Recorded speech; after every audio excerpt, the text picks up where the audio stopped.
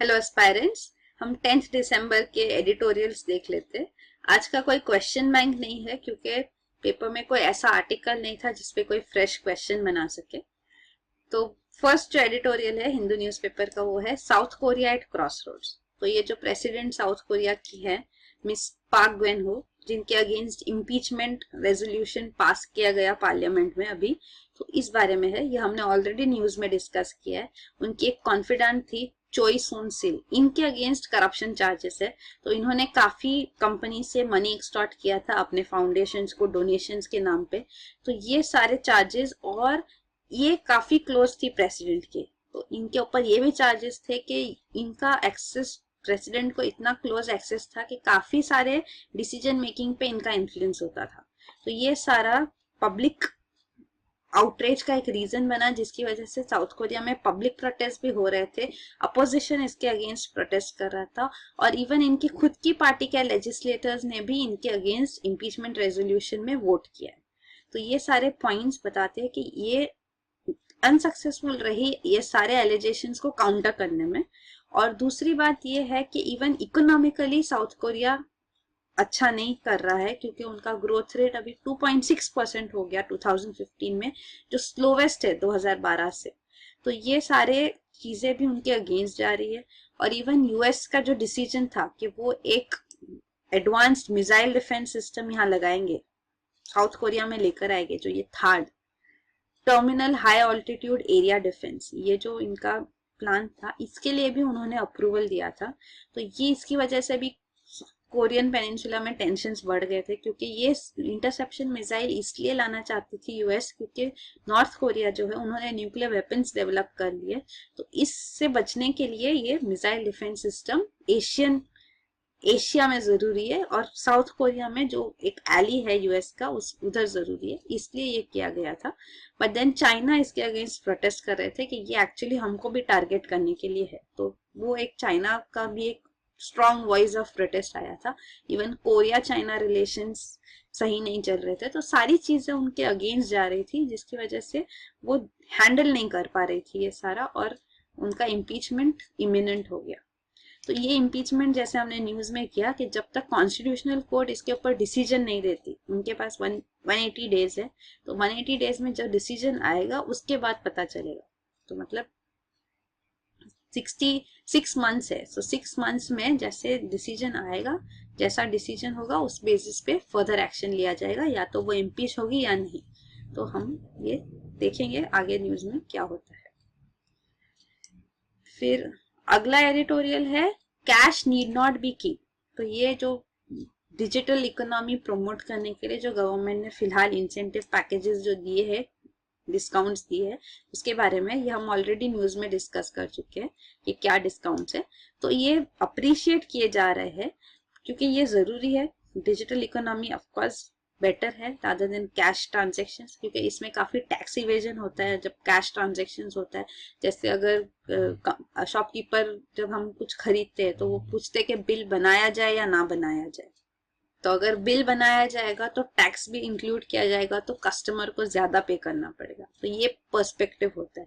तो जब customers bill नहीं लेते तो उनको बिना बिल के जब प्रोडक्ट खरीदते तो उनको जब सब स्टैंडर्ड गुड्स दिए जाते हैं तो उसके अगेंस्ट भी उनके पास कोई राइट्स नहीं होती कि वो उसको रिप्लेस कर सके, उसके लिए एक्शन ले सके।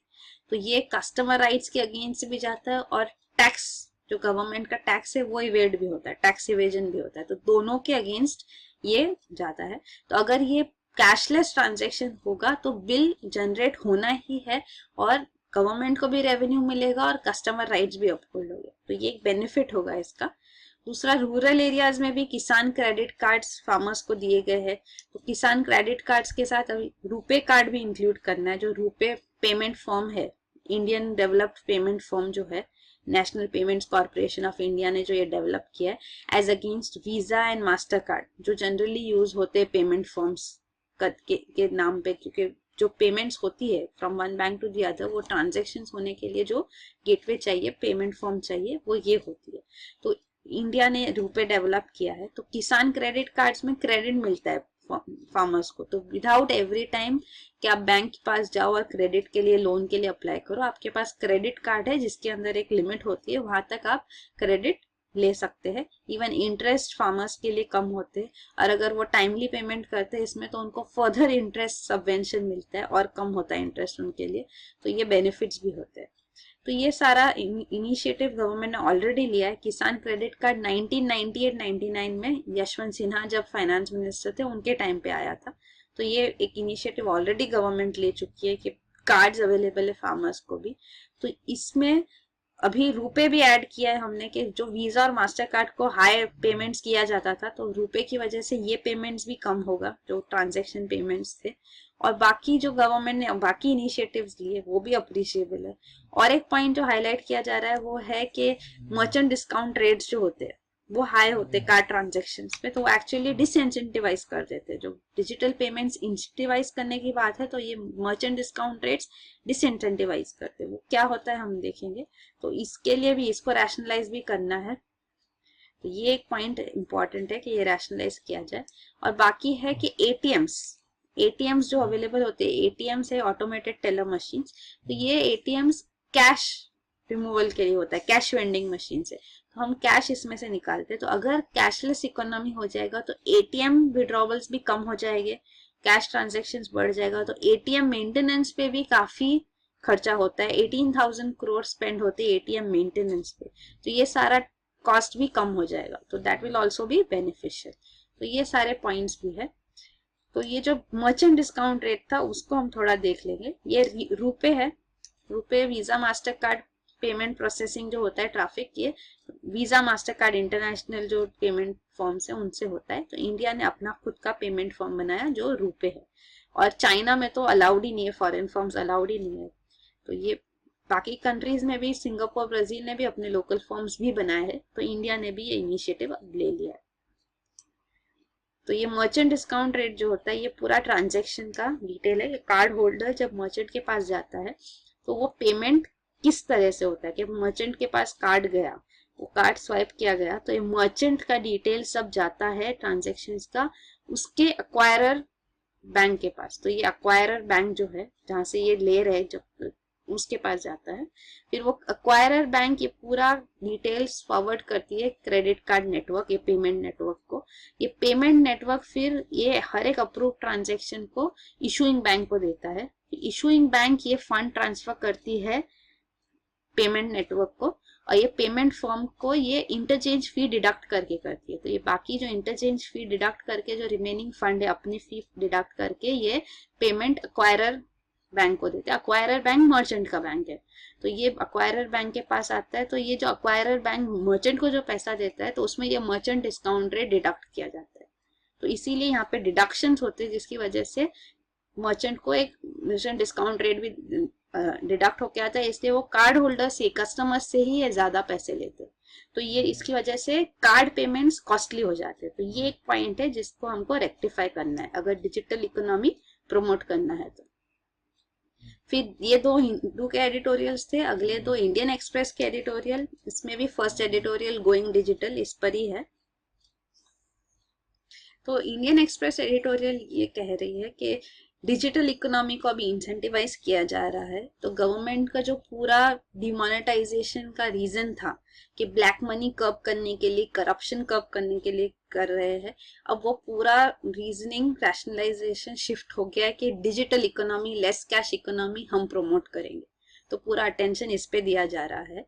तो ये ऑफकोर्स अच्छी बात है, पर प्रॉब्लम ये है कि इंडिया में इलेक्ट्रॉनिक इंफ्रास्ट्रक्चर अभी तक अंडर डेवलप्ड है।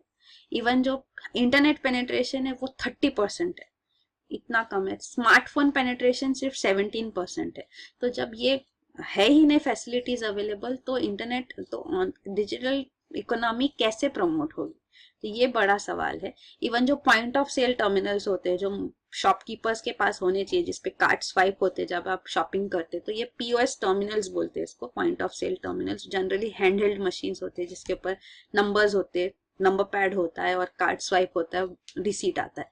तो ये जो पीओएस टर्मिनल्स रूरल एरियाज में नहीं है, और जहाँ है भी तो वहां भी वो लोग चाहते हैं कि कैश से पेमेंट हो रादर देन कार्ड पेमेंट, क्योंकि हमने अभी डिस्कस किया कि मर्चेंट ट्रांजैक्शन रेट जो होता है, ये मर्चेंट डिस्काउंट रेट, ये डिडक्ट होते हैं, तो उस वजह से उनको नुकसान होता है या कस्टमर से ज्यादा पेमेंट लेना पड़ता है जो कस्टमर्स को नहीं पसंद आता। तो ये सारे पॉइंट्स है, इस वजह से ये कैसे इम्प्लीमेंट होगा वो एक डिफिकल्टी है कि डिजिटल इकोनॉमी कैसे लाएगी। अगला एडिटोरियल जो है इंडियन एक्सप्रेस में, जयपुर आउटरीच, ये एक लोकल जयपुर ग्रुप जिन्होंने आर्ट वर्क पे अटैक किया था क्योंकि वो पेंटिंग एक सेमी न्यूड वुमेन की थी जो उनके हिसाब से भद्दी थी। तो ये जो है एडिटोरियल कह रहा है कि कोई आर्ट होते हैं जो अनॉय करते हैं, प्रोवोक करते हैं कुछ सेक्शन ऑफ द पॉपुलेशन को। तो ये जो विजिलेंट ग्रुप्स होते हैं जो मसल पावर यूज करते, वायलेंस यूज करते और लोगों को डराते हैं, उनके अगेंस्ट गवर्नमेंट को एक्ट करना चाहिए। वो उनका मॉरल आउटरीच वो लोग वायलेंस से नहीं एक्सप्लेन कर सकते या नहीं उसको ब्रिंग आउट कर सकते। ये गवर्नमेंट की फेलियर है अगर ऐसे एक्ट्स होते हैं और ऐसे वायलेंस यूज किया जाता है। तो इसके अगेंस्ट प्रोटेस्ट किया जाए बट वायलेंस नहीं यूज किया जा सकता। तो ये पॉइंट एक हाईलाइट की गई है यहाँ। तो यही है आज के एडिटोरियल्स। Thank you.